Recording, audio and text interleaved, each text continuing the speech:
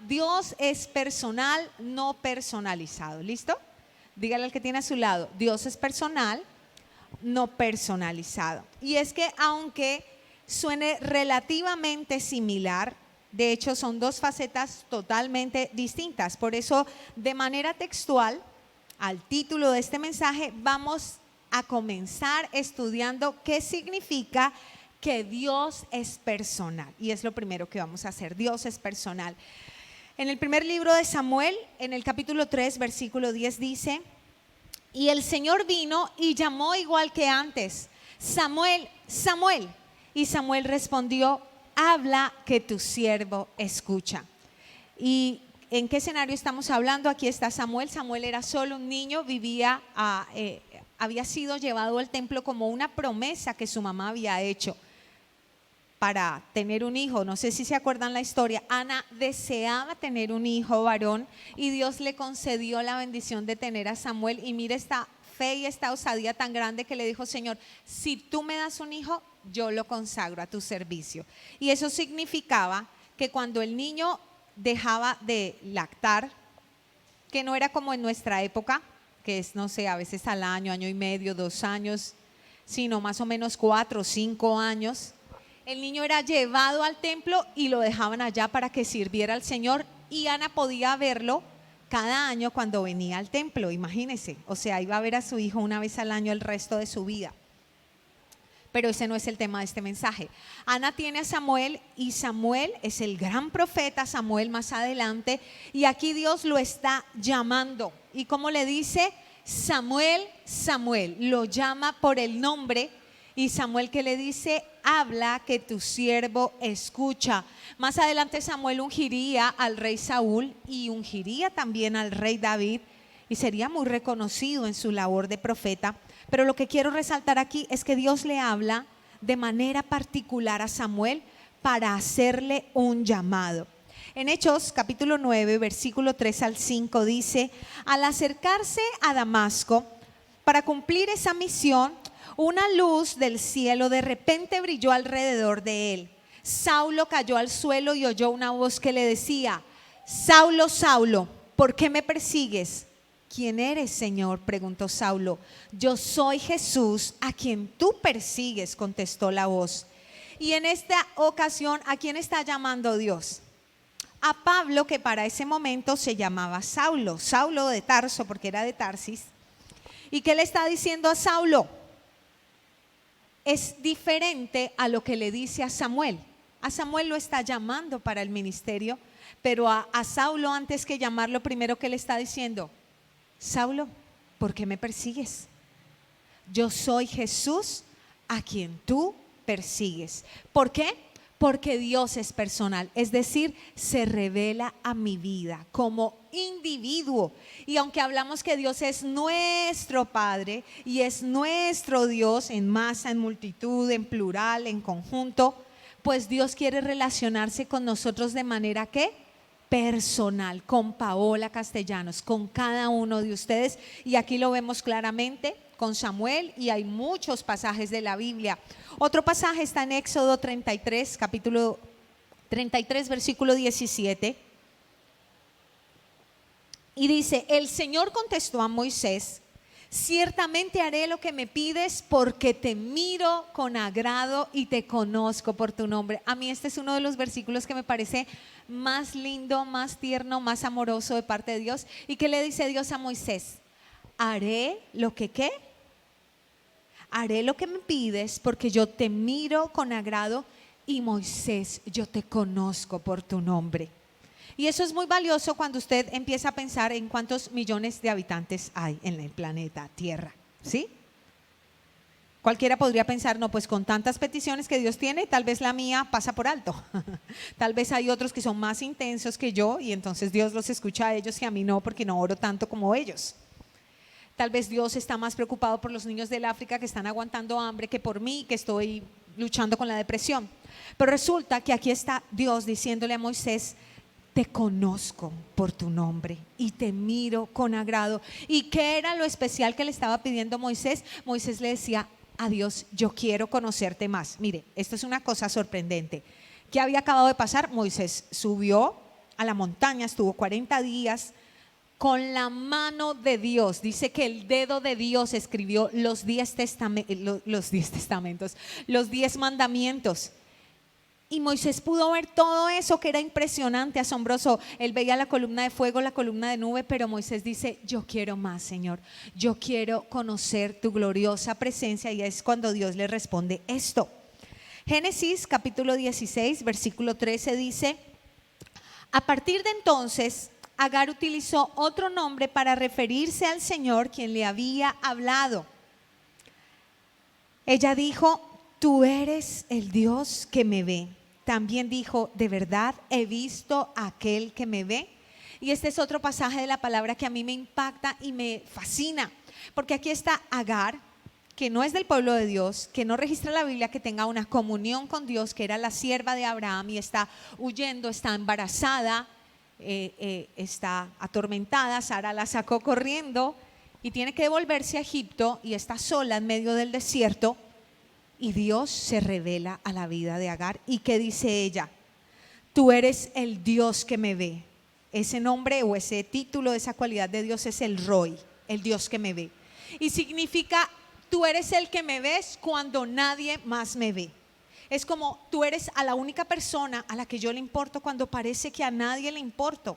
Eres el único que me observas cuando estoy en medio de la nada, porque literal Agar estaba en medio de la nada, totalmente sola. Y este es un recordatorio para cada uno de nosotros, que en muchas ocasiones de la vida atravesará desiertos, momentos de soledad, momentos aunque usted puede estar con, no sé, 5 personas en el comedor, se siente solo, o siente que la carga que usted está llevando es muy pesada y no la puede compartir con otras personas, o que aunque alguien le abrace y le diga que ora por usted y que ánimo, no es suficiente para llevarse ese dolor. Pues aquí está Dios revelándose de manera personal a la vida de Agar, y así se revela a nuestras vidas de manera personal, y podemos decir: Dios es el Dios que me ve, que sabe, que conoce mi tristeza, mi lucha, mi dificultad, los dones y talentos que me ha encomendado, pero también mis sufrimientos, mis preocupaciones, mis inquietudes. Entonces, ¿usted quiere saber qué significa que Dios es personal? Yo se lo voy a relatar con esta porción de la palabra, y vamos a leer una buena cantidad de versículos. Se lo voy a leer rápidamente. Salmo 139, 1 al 18. Oh Señor, has examinado mi corazón y sabes todo acerca de mí. Sabes cuándo me siento y cuándo me levanto. Conoces mis pensamientos aun cuando me encuentro lejos. Me ves cuando viajo y cuando descanso en casa. Sabes todo lo que hago. Sabes lo que voy a decir incluso antes de que lo diga, Señor. Vas delante y detrás de mí.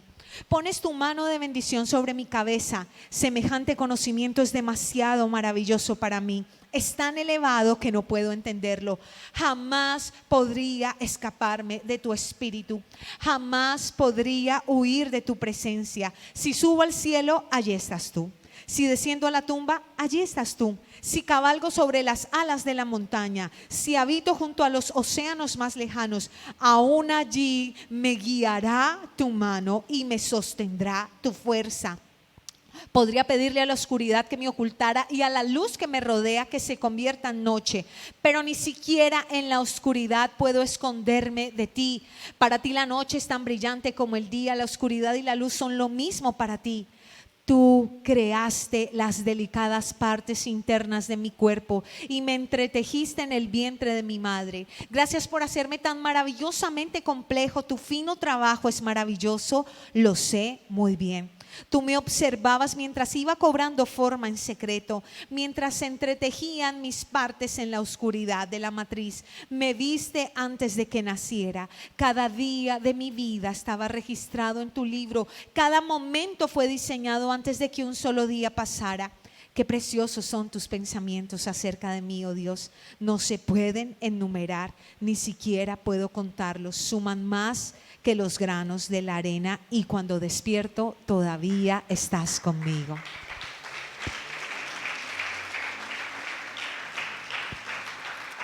Y yo creo que esta es una de las razones por las cuales David era un hombre conforme al corazón de Dios. ¿No le parece poético, hermoso lo que él escribe?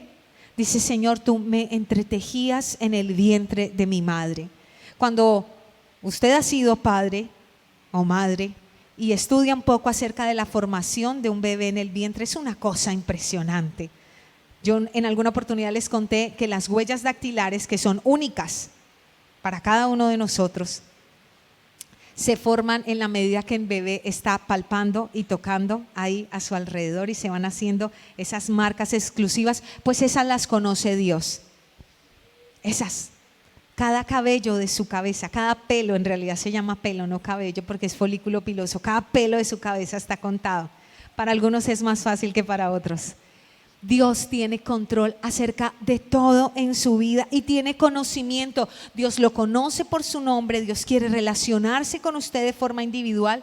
Dios murió por usted. Si hubiera tenido que venir a morir solo por Paola, hubiera venido a morir solo por Paola. Sabe mis luchas, mis debilidades. Tiene un propósito para mi vida. Eso significa que Dios es personal, que Él tiene una asignación para mí, exclusiva para mí. Así hayan otras Paolas o hayan otras mujeres, Él tiene una asignación exclusiva para mí. Y como les decía, aunque lo llamamos nuestro, para Él yo tengo un valor individual. Dígale al que tiene a su lado: yo tengo un valor individual. El Señor me conoce por mi nombre, y eso tiene que llenarnos de alegría y de esperanza. Tiene que llenarnos de regocijo, porque decimos: oye, Dios sabe por lo que yo estoy pasando. Dios conoce mis luchas. Dios sabe cuál es mi realidad, que es distinta a la realidad de alguien que puede estar viviendo una etapa parecida de la vida, similar a la mía, pero en realidad es distinta. Ahora, decimos que Dios es personal. ¿Está claro hasta aquí? Dios es personal. No es que personalizado. Y esta es la segunda parte. Dios no es personalizado.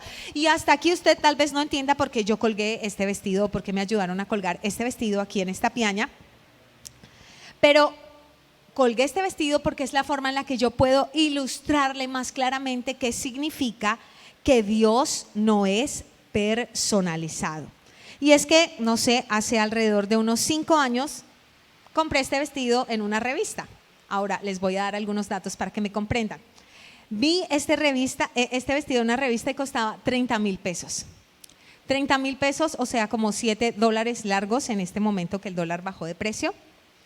Y entonces dije: ese vestido tiene la materia prima para hacerle unas modificaciones. Él no era así, ¿sí? Él era largo, no tenía esto, y es un vestido que me gusta. Y entonces dije: pues para no verme tan negra y para que no sea, me encuentre a 20 personas iguales con este vestido. Bueno, si me encuentro con alguien igual con la ropa que tengo, no tengo problema con eso, pero pues quería darle un carácter único. Dije: voy a hacerle unas modificaciones a este vestido. El costo total para modificar este vestido hizo que el vestido me costara 90,000 pesos, que me parece que sigue siendo económico.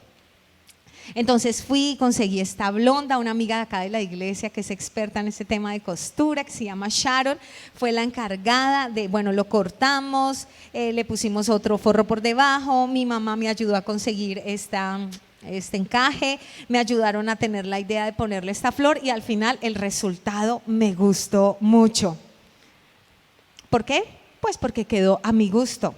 Pero ¿por qué les estoy hablando de este vestido? Pues porque yo personalicé este vestido.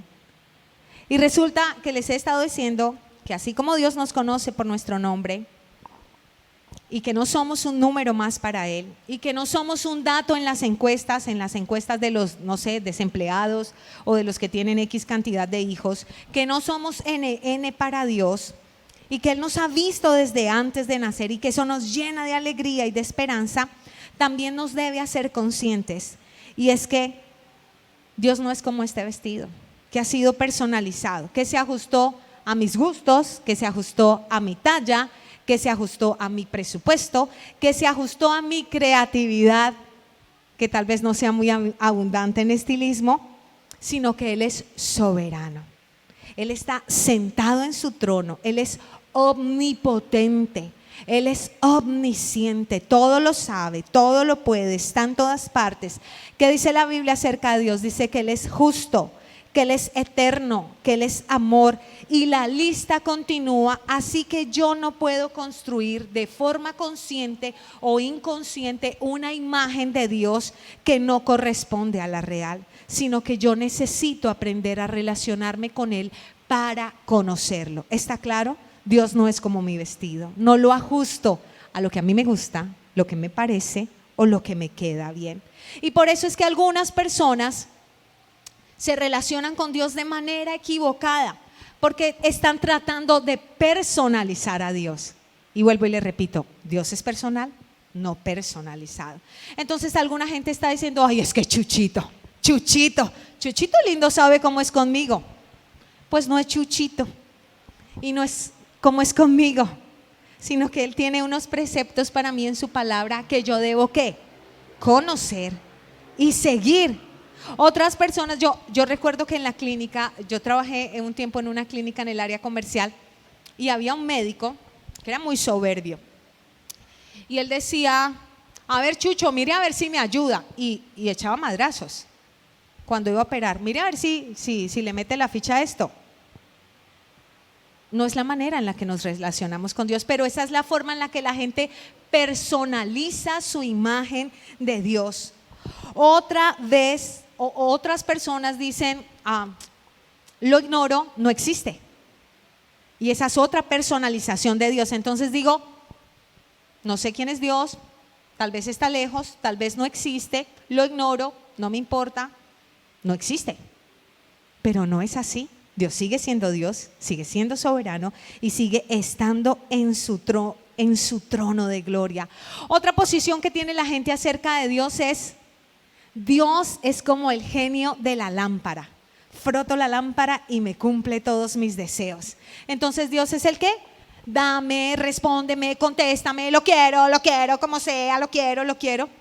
Y resulta que Dios no es así. Y aunque Dios es generoso para darnos muchas cosas y para darnos más de lo que nosotros esperamos, más de lo que nosotros entendemos a través de la fe, Él no es el genio de la botella que tiene que hacer todo lo que nosotros queremos en la manera en la que nosotros queremos, porque Él es ¿qué? Soberano, poderoso, eterno y justo. Así que yo necesito conocer más a Dios a través de su palabra. ¿Para qué? Para relacionarme con Él de la manera adecuada, ideal. Porque ¿qué pasa? Muchas veces a Dios le asignamos el carácter tal vez de nuestro papá. Y si usted tuvo un buen papá, pues maravilloso. Pero aún así, con todo lo bueno que haya sido su papá, no es como Dios, porque Dios es perfecto. Pero resulta que si usted no tuvo papá, o si usted tal vez tuvo un papá que era ausente, que estaba en la casa, pero daba igual, era como el ventilador, nada, no, bueno, el ventilador echa aire, el papá estaba ahí y nada, era como un mueble de la casa. Pues resulta que usted puede llegar de manera inconsciente a pensar que Dios es así, que Dios está ahí, pero Dios no hace nada. Y por eso a veces la gente está diciendo cosas tales como, es que Dios no me oye, es que Dios no me escucha, es que Dios no hace nada, es que Dios no responde, es que Dios no está conmigo, es que Dios prefiere a otras personas, porque es lo que el mundo me quiere vender, una imagen distorsionada de Dios. Pero ¿qué necesito hacer yo? Necesito conocerlo y relacionarme con Él para saber cómo es Él y cómo quiere obrar en mi vida.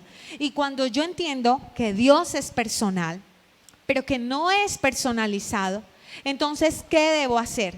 Debo tener un cambio real para vivir como Él quiere que yo viva y para ser la persona que Él quiere que yo sea.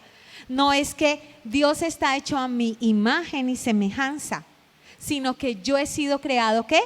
A imagen y semejanza de Dios. Y creo que en esta época es donde más debemos luchar por tener una imagen clara de Dios, cuando el mundo todo el tiempo nos está bombardeando con una imagen distorsionada de Dios. Entonces, ¿cuál es el propósito de este mensaje? Que usted le pueda decir, Señor, yo quiero conocerte como tú eres, pero yo no quiero construir una imagen de ti que sea como yo quiero. Porque resulta que si es como yo quiero, nos pasa a veces como los niños pequeños. ¿Y usted sabe qué les pasa a los niños pequeños? ¿Cómo les gustaría que fueran sus papás? Los niños pequeños quieren que sus papás sean los papás. Sí a todo. Di que sí, como una película. Di que sí a todo. Di que sí a todos los helados, los dulces, las gomitas, las galguerías, a levantarnos tarde, a no bañarnos, a andar en pijama por la casa todo el día. A los niños pequeños les encanta eso. Di que sí a toda la comida chatarra que podamos comer. Di que sí. Y los adultos crecemos y seguimos siendo como niños y queremos que Dios sea así, que nos diga sí a todo, que nos aplauda todo lo que hacemos, que solucione todas las malas decisiones que tomamos. Pero resulta que Dios, ¿qué? Dígalo, es personal, no personalizado. No puedo ponerle stickers como yo quiera. Yo quiero que sea un Dios tierno todo el tiempo. Sí, Dios es el dueño de la ternura. Pero entonces quiero que nunca me diga nada, que no me corrija cuando estoy mal, que no me hable cuando algo no me gusta, porque es que yo me incomodo, yo soy súper delicado. No es así. Yo me relaciono con Dios. ¿Y qué dice la Biblia? Que Dios a toda esta gente le dijo: mira, te llamo por tu nombre. A Saulo, ¿qué le dijo? Saulo, ¿por qué me persigues? No le dijo a Saulo, ¿y qué tal yo le diga eso a Saulo? Y Saulo, perdóname la expresión, Saulo se emberraque y ya no quiera predicarle a los gentiles. No, toca, vamos a pensar en otra estrategia. No, Dios le dice: yo soy Jesús a quien tú persigues. Jesús siempre tenía el acierto y la capacidad de hablar la verdad con amor, pero siempre decía la verdad. Siempre decía la verdad y no cambiaba sus principios. Por eso le dijo a Pedro, cuando Pedro le dice: tú eres el Cristo, el Hijo del Dios viviente. ¿Y qué le dice el Señor Jesús? No te lo ha revelado carne ni sangre. Pero a los poquitos momentos Pedro le dice: oiga, Señor, ¿cómo se le ocurre que va a decir que se va a morir? No diga eso. ¿Y qué le dice Jesús? Apártate de mí, Satanás. Le estaba diciendo a Satanás, que estaba usando a Pedro, pero creo que Pedro entendió el mensaje, y le dice a Pedro: porque estás viendo solo las cosas desde el punto de vista humano. Jesús habló con la verdad. Y saben que a veces la verdad es un poco incómoda, pero yo le digo una cosa, y con todo el amor del mundo se lo digo: yo no he conocido a alguien que me confronte con la verdad con tanto amor como el Señor. Yo no he conocido a alguien aquí en la tierra, por más tierno que sea y maravilloso que sea, que me hable acerca de mis errores, que me convenza de mi pecado, de mis faltas, con tanto amor, tanta gracia y tanto poder transformador como Cristo Jesús. Pero todos necesitamos conocerle a Él y creer que Él es como Él es y no como nosotros pensamos o queremos o nos sirve o se nos ajusta o preferimos.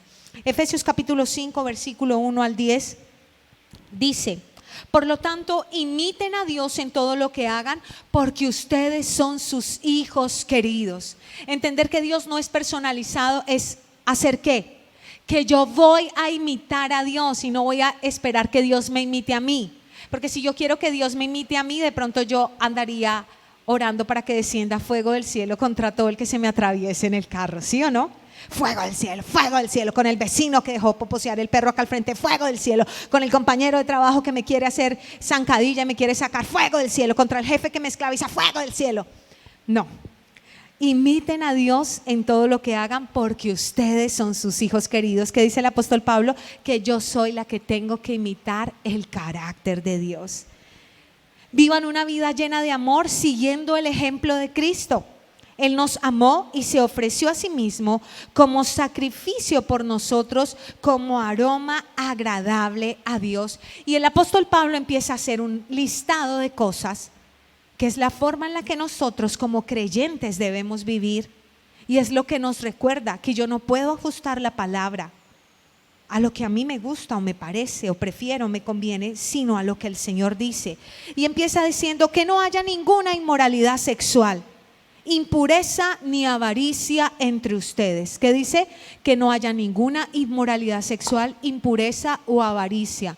Y uno dice: ay, pero es que es Es un poquito más, yo no estoy pidiendo un poquito más, un televisorcito más grande que el que tiene el vecino, porque qué oso tener un televisor más pequeño. Yo no tengo problema con que usted tenga un televisor más grande, pero la Biblia dice, y cómprelo si puede, que la avaricia es peligrosa, porque la avaricia es idolatría. Entonces, ¿en qué medida, es bueno preguntarse, en qué medida lo que yo quiero en realidad es un anhelo, un deseo, un sueño o es avaricia? Y eso se aplica para un montón de cosas, no solo para las cosas materiales.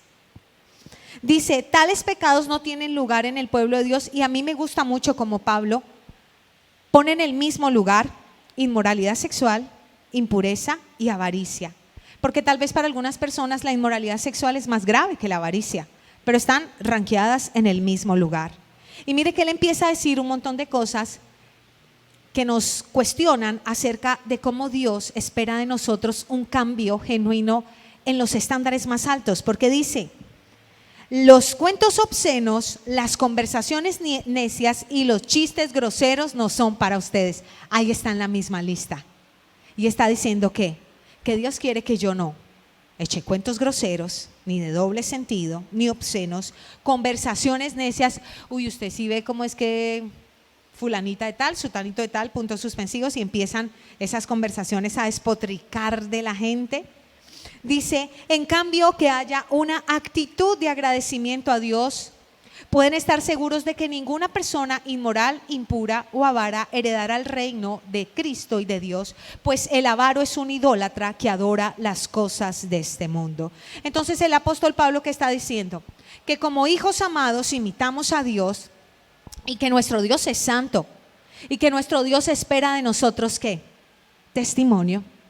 Que nuestro Dios espera de nosotros que seamos luz, que espera de nosotros que seamos ejemplo, que espera de nosotros que cuidemos ¿qué? Nuestro cuerpo, que espera de nosotros que cuidemos ¿qué? Lo que decimos, que espera que cuidemos de nosotros lo que vemos, lo que hablamos, lo que pensamos, lo que planeamos, porque somos ¿qué? Sus hijos amados. Y dice, no se dejen engañar por los que tratan de justificar esos pecados, porque el enojo de Dios caerá sobre todos los que lo desobedecen. Y mire, Dios es muy lindo, es muy tierno, es muy amoroso, pero la Biblia habla del enojo de Dios. Y tal vez no es tan agradable predicar esto. No tiene tanto eco, la gente no está sonriente diciendo amén, es para mí. No, sino que es un poco incómodo hablar del enojo de Dios. Pero la Biblia habla de que no nos podemos dejar engañar, porque no podemos justificar los pecados. No podemos decir, no, es que yo mentí, porque es que si yo no decía esa mentira, entonces me echaban del trabajo. Porque no podemos justificar el pecado. No es que yo me robé eso, porque es que si yo no me lo hubiera robado, no le hubiera podido pagar la universidad a la niña. No hubiera podido. No hay justificación. No es que yo me enrollé en esa situación porque es que mi esposo nunca me valora, no me echa cumplidos, no me echa flores, solo me dice que estoy gorda, que estoy fea. En cambio el vecino sí me dice que estoy linda, el vecino sí me dice que huelo rico. No hay justificación. Dice, no se dejen engañar por los que tratan de justificar esos pecados. No participen en las cosas que hace esa gente, pues antes ustedes estaban llenos de oscuridad, pero ahora tienen la luz que proviene del Señor. Por tanto, vivan como gente de luz. Entender que Dios no es personalizado es aprender a vivir como gente de luz. Porque allá afuera todo el mundo está diciendo, no, mire, es que yo busco a Dios a mi manera. Porque allá afuera la gente está diciendo que Jesús es igual que Buda y que Mahoma. Olvídese. La gente está diciendo es que una buena religión, la gente dice es que la mejor religión es ser buena gente. Perdóneme, eso no es cierto. Que todos los caminos conducen a Roma. Mentira. La Biblia dice otra cosa. La Biblia dice Jesús es el camino, la verdad y la vida. Y qué pena, esa es la realidad. Y eso puede incomodar a muchas personas, ¿sí?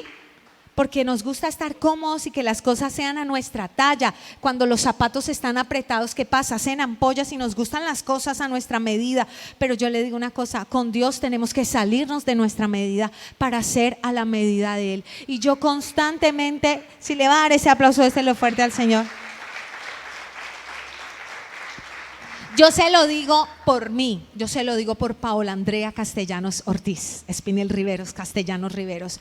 Constantemente he sido conflictuada en pensar que yo estaba haciendo las cosas bien, que yo estaba haciendo las cosas de la manera adecuada, que yo era muy buena gente, que yo era muy buena papa, que yo era muy buena cristiana, que yo era sobresaliente, que yo estaba por encima del estándar.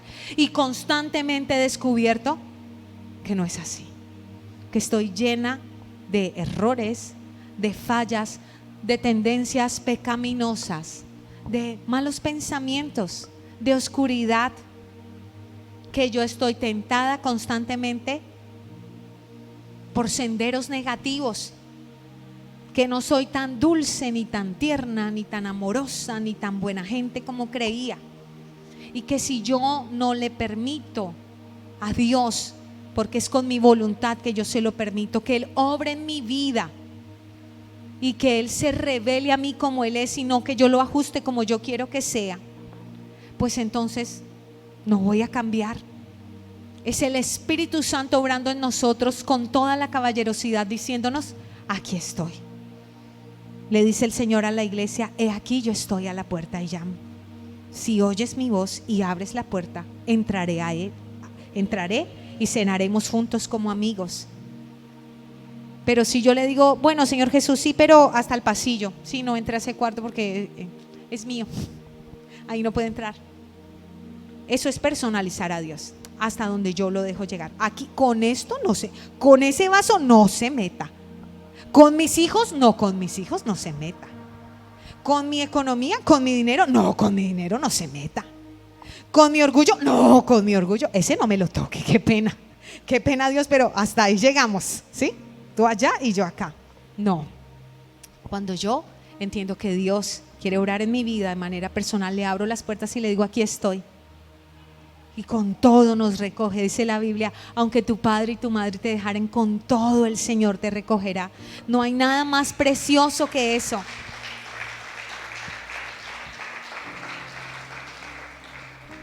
Dice: pues esa luz que está dentro de ustedes, versículo 9 del pasaje de Efesios que les estaba leyendo, produce solo cosas buenas, rectas y verdaderas.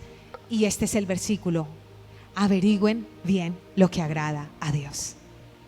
Si usted quiere quedarse con un versículo de esta charla, quédese con ese. Efesios capítulo 5, versículo 10. Averigüen bien lo que agrada a Dios. Que yo sepa que a Dios le agrada lo que yo estoy haciendo. Que si yo conozco a Dios, me voy a dar cuenta que Dios también tiene sentido del humor. No decir: no, es que como averigüe lo que agrada a Dios, de ahora en adelante voy a ser una persona amargada. No.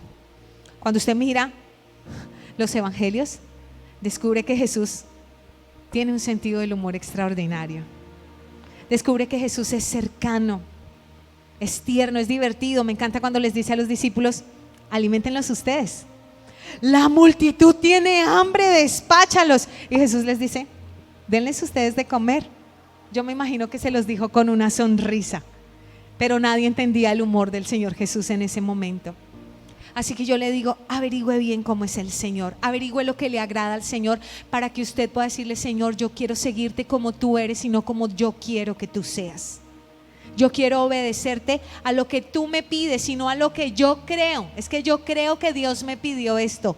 Es que yo creo que Dios me pidió que me fuera de ilegal por el hueco. ¿Sí? Hay gente que dice eso. Hay gente que dice: no, es que yo creo que ese es el hombre de Dios para mí. Resulta que ese es casado y tiene 5 hijos. O sea, Dios no le dijo eso, es mentira.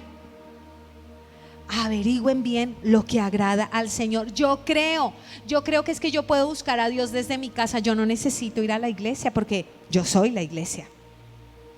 Averigüen bien lo que agrada al Señor. Y cierro con este pasaje, Romanos 8, 27 al 28. Y el Padre, quien conoce cada corazón, sabe lo que el Espíritu dice, porque el Espíritu intercede por nosotros los creyentes en armonía con la voluntad de Dios. Y sabemos que Dios hace que todas las cosas cooperen para el bien de los que lo aman y son llamados según el propósito que Él tiene para ellos. Y es que Dios nos ha llamado y tiene un propósito, y si usted está aquí no es casualidad, no es una coincidencia. Y quiero decirle: Dios quiere revelarse a su vida, quiere revelarse a mi vida y que lo conozcamos más, pero no estamos solos en esa tarea. Porque yo no sé si a usted le ha pasado que está tratando de armar algo y si usted no tiene la experiencia, no lo puede armar bien o le sobra un tornillo. ¿No han visto? A veces a los caballeros les pasa eso. Son los que más arman artículos, ¿no? A las mujeres también, pero lo armó y le sobró un tornillo. Y entonces dice, algo no está bien. Cuando usted intenta hacer las cosas y no tiene la experiencia suficiente, puede que no resulte. Pero la maravillosa noticia es que en el proceso de conocer el corazón del Padre, ¿a quién tenemos? Al Espíritu Santo. Dígale a la persona que tiene a su lado, tienes al Espíritu Santo. Y el Espíritu Santo está intercediendo por ti de acuerdo a la voluntad de Dios. ¿No le parece maravilloso que si usted no tiene una madrecita santa o un padrecito santo que esté orando por usted a mañana, tarde y noche, como algunos son muy afortunados, yo soy muy afortunada, que usted tenga a alguien que esté orando, intercediendo por usted, clamando por usted? No lo hay. Antes usted tiene que interceder por ellos. Pues yo le digo una cosa, el Espíritu Santo se intercede por usted para que usted haga lo que a Dios le agrada, para que haga la voluntad de Dios y para que usted viva de acuerdo a lo que Dios quiere. Y cuando usted y yo vivimos así, ¿sabe? Ahí es donde descubrimos la verdadera plenitud de un Dios que se revela a nuestras vidas de manera personal. Ahí es cuando podemos tener conversaciones como la de Moisés con Dios. Moisés, yo te miro con agrado y te conozco por tu nombre y te voy a dar lo que tú me pides. ¿Qué le pedía a Moisés? ¿5 esposas? No, Moisés le estaba diciendo, yo quiero conocer tu gloria, yo quiero conocer más de ti, yo quiero que tu gloria se revele a mi vida. Estaba llamando a Samuel, estaba llamando a Saulo, lleno de pecado, lleno de imperfección como todos nosotros, pero le estaba diciendo Saulo, y luego le encomendaría la gran misión de predicarle a los gentiles, a nosotros, gentiles. No sé si usted ha hecho un estudio genético de su sangre y tenga ascendencia judía, yo no sé si la tenga, pero la maravillosa noticia es que el Señor trajo el evangelio ¿a quiénes? A los gentiles. ¿A través de quién? De Pablo. Se relacionó con él de manera personal, cambió su historia. Y entonces Pablo, que creía servirle a Dios persiguiendo a los cristianos, que creía honrar a Dios matando cristianos, llevándolos a la cárcel, descubrió que Dios no era personalizado, Dios no era como él se imaginaba, que Dios era distinto, y aprendió a tener una revelación y relación con él tan profunda que dijo, para mí el vivir es Cristo y el morir es ganancia. Que todos nosotros podamos conocer hacia el Señor. Yo le invito a que se coloque de pie, cierre sus ojos, levante sus manos y empiece a darle las gracias a Dios por revelarse a su vida de manera personal. Señor, gracias. Gracias por llamarnos, llamar a mi familia. Empiece a darle las gracias. No importa si usted siente que debió haber sido antes, si fue hace muy poquito o hace mucho tiempo.